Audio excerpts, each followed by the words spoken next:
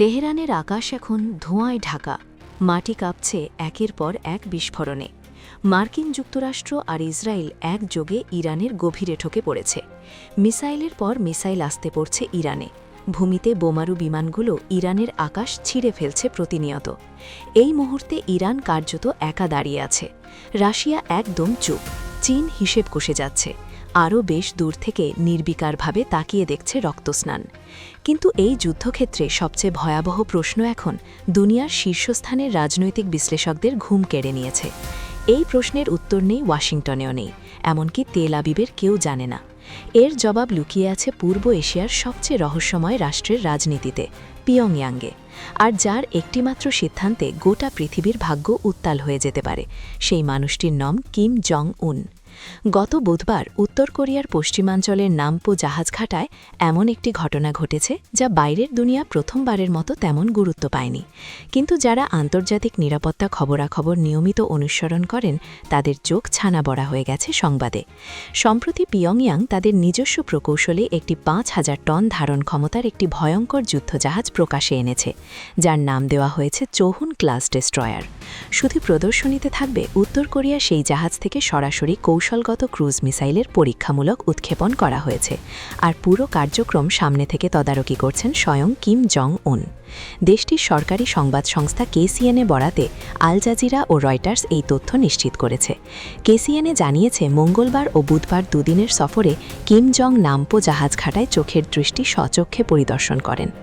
জাহাজটি থেকে শিবপ্রসাদ নন্দিতা উত্থাপনের পুরো প্রক্রিয়া তিনি নিজে পর্যবেক্ষণ করেন এবং এই পরিস্থিতিতে তিনি নতুন যুদ্ধজাহাজ সক্ষমতার মূল উৎপাদন হিসাবে মূল্যায়ন করেছেন।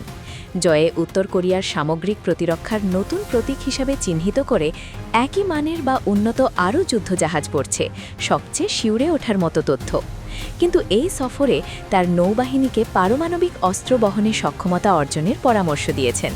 তিনি বলেছেন, পানির উপর এবং নিচ থেকে আক্রমণের সক্ষমতা অর্জনে নবান্ন এখন প্রশ্ন থাকে।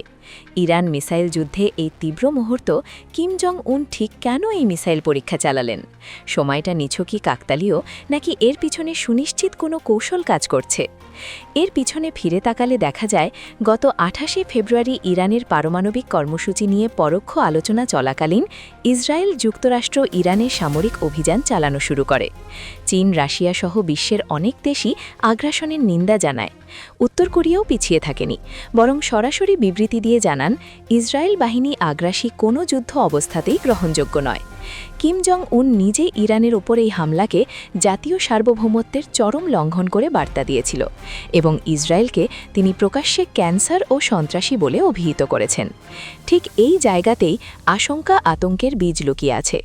ভাবুন একবার, যে পারমাণবিক বোমার আশঙ্কায় আমেরিকা ইরানের ভিতরে ঢুকে মিসাইল বর্ষণ করছে, যে পারমাণবিক কর্মসূচির ভয়ে নেতানিয়াহু যুদ্ধবিমান পাঠিয়েছে, ইরানের আকাশে বোমা ফেলছে, সে পারমাণবিক বোমা কিম জং উনের হাতে এই মুহূর্তে ৫০টিরও বেশি মজুদ রয়েছে। শুধু মোডি নয়, প্রতি বছর আরও ৬ থেকে ১২টি নতুন পারমাণবিক বোমা তৈরির সক্ষমতাও তার করায়ত্ত। তারা আন্তঃমহাদেশীয় ক্ষেপণাস্ত্র সরাসরি আমেরিকার মূল ভূখণ্ডে আঘাত হানতে সক্ষম এবং ইসরায়েলকে মানচিত্র থেকে মুছে দেওয়ার ক্ষমতাও তার হাতে রয়েছে। সবচেয়ে ভয়ঙ্কর তথ্যটি হল, ইরানকে পারমাণবিক শক্তিধর রাষ্ট্র বানানোর পিছনে কিম জং উনের সরাসরি হাত আছে বলে বহু আন্তর্জাতিক গোয়েন্দা সংস্থা দীর্ঘদিন ধরে দাবি করে আসছে। ইরান ইরাক যুদ্ধের সময় থেকেই উত্তর কোরিয়া ইরানের পাশে ছিল এবং তেলের বিনিময়ে অস্ত্র সরবরাহ করেছিল। ইরানের সাথে মিসাইল, উত্তর কোরিয়ার নতুন মিসাইল প্রায় হুবহু নকল।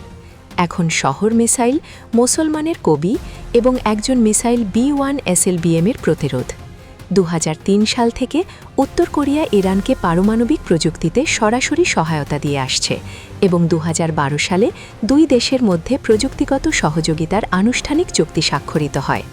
২০১১ সালে একটি আন্তর্জাতিক রিপোর্টে উঠে এসেছিল, উত্তর কোরিয়া ইরানকে পারমাণবিক বিস্ফোরণের সিমুলেশন সফটওয়্যার পর্যন্ত বিক্রি করেছিল।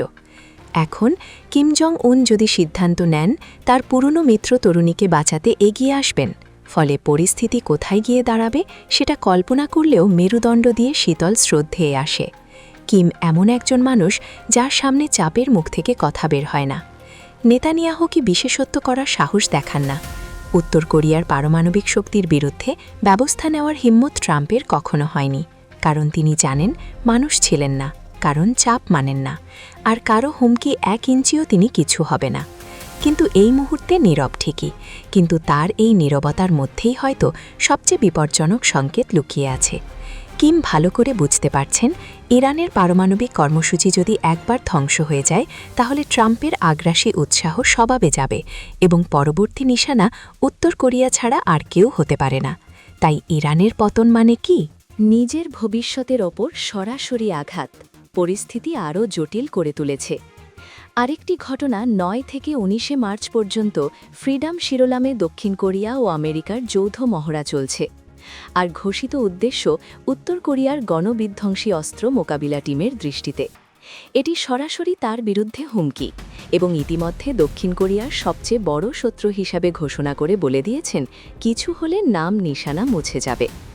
কিন্তু এই সব কিছুর বাইরে যে তথ্যটি সারা দুনিয়ার গোয়েন্দা সংস্থাগুলোকে সবচেয়ে বেশি নাড়া দিয়েছে সেটাও অন্যরকম। কিম জং উনের শারীরিক অবস্থা নিয়ে ভিতরে ভিতরে তীব্র উদ্বেগ তৈরি হয়েছে। উচ্চ রক্তচাপ, ডায়াবেটিস ভিতর থেকে তাকে কুড়ে কুড়ে খাচ্ছে বলে একাধিক আন্তর্জাতিক সূত্র জানাচ্ছে, এবং মৃত্যু ভয় মনে ঢুকে গেছে। তিনি ভাবছেন, তিনি চলে গেলেই পারমাণবিক শক্তি নিয়ন্ত্রণ কে ধরবে? আমেরিকাতে সুযোগ পেলে দেশটাকে গিলে খাবে। ঠিক এই ভাবনা থেকেই তার উত্তরাধিকার প্রশ্নে একটি চমকপ্রদ পদক্ষেপ নিয়েছেন। প্রায় 48 ঘণ্টা আগে প্রমোশন করেন ওয়ার্কার্স পার্টির নবম কংগ্রেস অনুষ্ঠিত হয়েছে, যেখানে কিম জং উন আবার দলের সেক্রেটারি জেনারেল পদে নির্বাচিত হয়েছেন। কিন্তু সবচেয়ে বেশি চোখ টেনেছে আরেকটি দৃশ্য। সে কংগ্রেসে কিম তার 13 বছর বয়সী মেয়ে কিম জে একই ধরনের জ্যাকেট পরে হাজির হয়েছিলেন। উত্তর কোরিয়া অভূতপূর্ব। সেখানে কিমের পোশাক অনুসরণ করার অধিকার কারও নেই, তার স্ত্রীরও না বরণ। এরপরে সরকারি সংবাদ মাধ্যম কেসিএনএ এমন কিছু ছবি প্রকাশ করেছে যা দেখে বিশ্ব নড়ে চড়ে বসেছে। ছবিতে দেখা যাচ্ছে কিম জং উন তার 13 বছরের মেয়েকে স্নাইপার রাইফেল চালানো শেখাচ্ছেন, কিভাবে দূরবীন দিয়ে লক্ষ্যবস্তু চিহ্নিত করতে হয়, কিভাবে নিশানা লাগাতে হয়, সবকিছু হাতে ধরে শেখাচ্ছেন। পৃথিবীর অধিকাংশ দেশে 18 বছরের আগে কারো হাতে সাধারণ অস্ত্র দিয়ে আইনসঙ্গত নয়, অথচ কিম পুরো দস্তুর প্রস্তুতি নিচ্ছেন 50টি পারমাণবিক বোমার নিয়ন্ত্রণ নিজের হাতে তুলে দেবার। এখন সেই প্রশ্নটাই ঘুরে ফিরে আসছে, যেটা সবচেয়ে ভয়ঙ্কর, সবচেয়ে রোমহর্ষক। কিন্তু তার পুরনো বন্ধু খানের পাশে গিয়ে দাঁড়াবেন? আমেরিকার বিরুদ্ধে কি একটা নতুন ফোন করবেন? যদি তিনি সিদ্ধান্ত নেন, তাহলে মধ্যপ্রাচ্যে এই যুদ্ধ আঞ্চলিক সংযোগ, সেটা রূপ নেবে পৃথিবী কাঁপানো তৃতীয় বিশ্বযুদ্ধের সূচনায়। আর সেই যুদ্ধে কে জিতবে, কে হারবে, সেটা কেউ জানে না। শুধু এটুকু নিশ্চিত হবে মানব সভ্যতা পিয়ংইয়ংয়ের রহস্যময় নীরবতা ভাঙার অপেক্ষায় এখন গোটা বিশ্ব শ্বাসরোধে অপেক্ষা করছে। তো বন্ধুরা, আজকের ভিডিও এখানেই শেষ। ভিডিওটা ভালো লাগলে অবশ্যই লাইক দিন, খবর রূপান্তর চ্যানেলটি সাবস্ক্রাইব করুন, আর নিচে কমেন্ট করে জানাবেন আপনার মতামত। আবার দেখা হবে পরের ভিডিওতে। আল্লাহ হাফেজ।